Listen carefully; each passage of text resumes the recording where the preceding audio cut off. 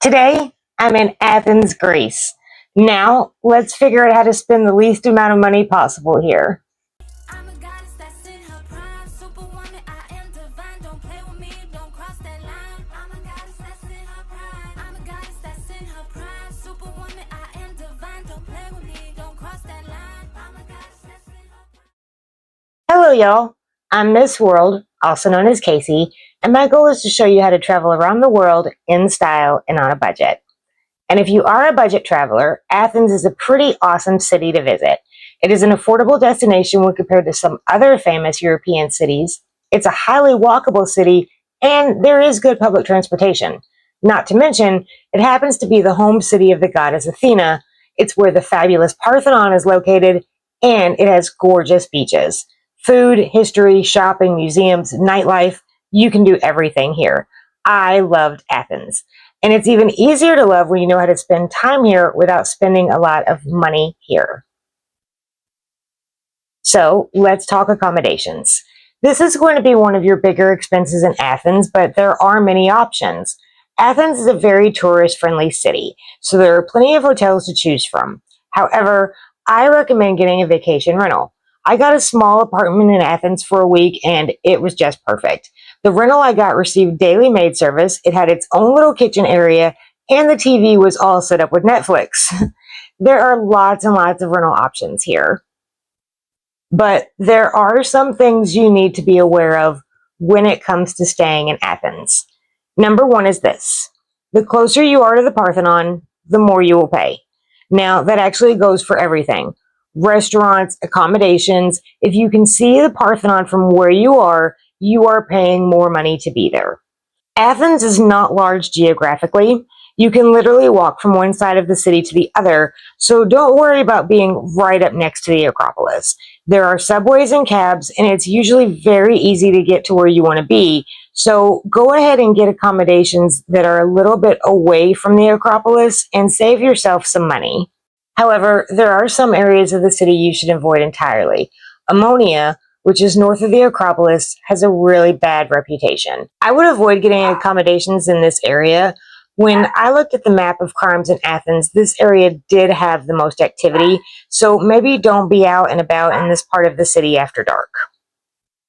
Otherwise, most places you can stay in the city are perfectly fine. What you want to do is look for accommodations that are close to a subway station. You don't want to have a 15-minute walk back to where you're staying at the end of a long day climbing around in ruins, so look for something more in the 5-minute range. Speaking of the subway, which is actually called the Metro in Athens, get a Metro Pass. The 5-day Metro Pass is an incredible deal. If you ride the subway like 4 times, the pass pays for itself, and you'll definitely ride the subway more than 4 times. Athens has a pretty good subway system for getting around within the main areas of the city. It will take you straight to where you can see the Parthenon and get to the popular areas of the city. Athens does not have a great transportation system outside of this area, but we will get to that in a future video. But the Metro Pass is a good value and one of my recommended budget hacks for Athens.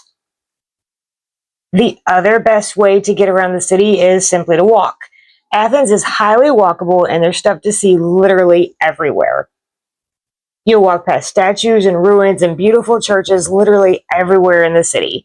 Even the streets are absolutely beautiful here. There's just marble everywhere. You're walking down a literal marble street in some places. It's absolutely amazing, so you definitely want to get on the ground and see it. There are also some really narrow streets in Athens that you can only access by walking, so bring your walking shoes and be ready to walk around.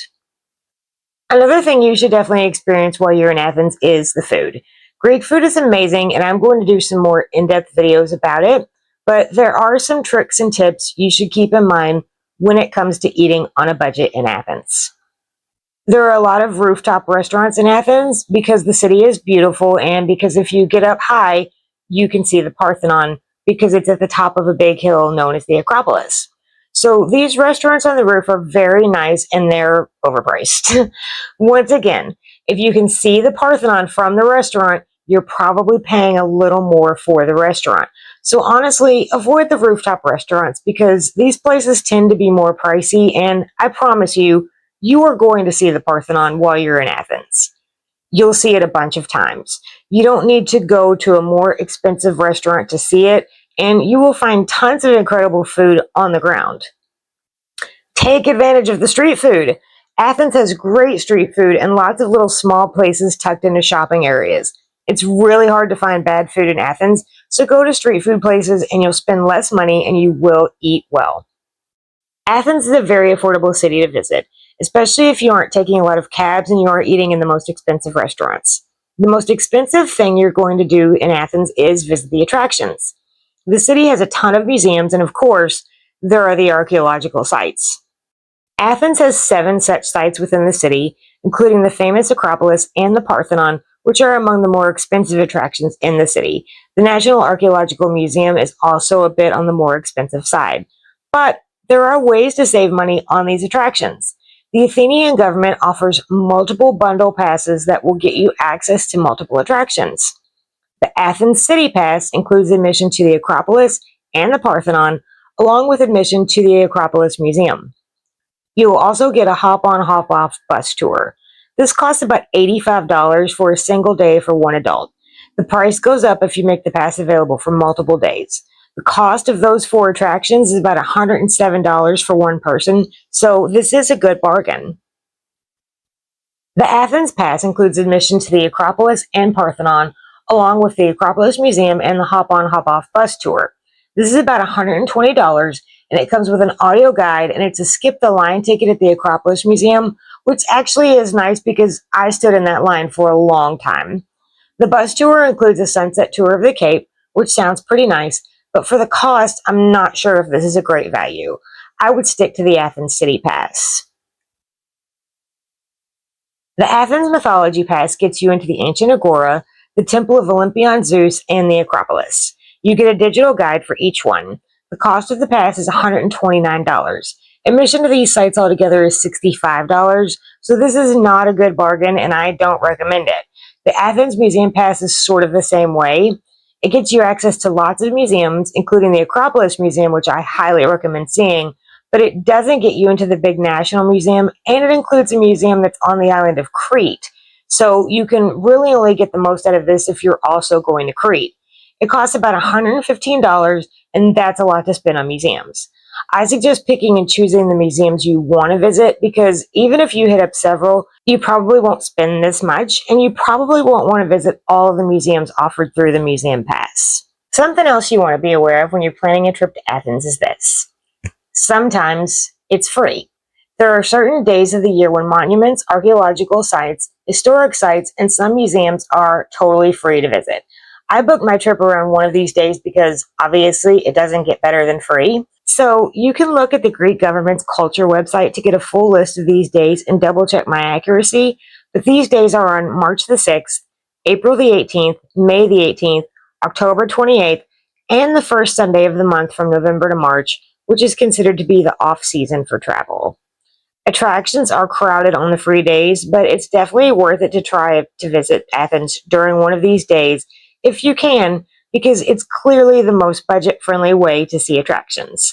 And when you're trying to maximize your value on free admission days, be sure to choose the most expensive places you want to see for these days, because you can't see it all in one day, so you will have to make choices. So this is the time to visit the Parthenon and the Acropolis Museum, and the National Museum, because these are some of the most expensive attractions in the city.